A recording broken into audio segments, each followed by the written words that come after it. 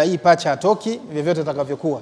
Yaani hataki atafungwa, hataki vile vile atafungwa kwa sababu mazoezi ambayo Roberto Matano ameyafanya mimi binafsi sijawahi kuyaona. Yaani maandalizi kuelekea hiyo mechi binafsi sijawahi kuyaona. Kwa hiyo naamini chuma 2-3 zinapatikana kwenye mechi ya kesho na watafurahi kwa sababu mpira ambao utapigwa ni mpira mkubwa sana na mashabiki ambao watajitokeza wataenjoy kuona timu hizi zikicheza.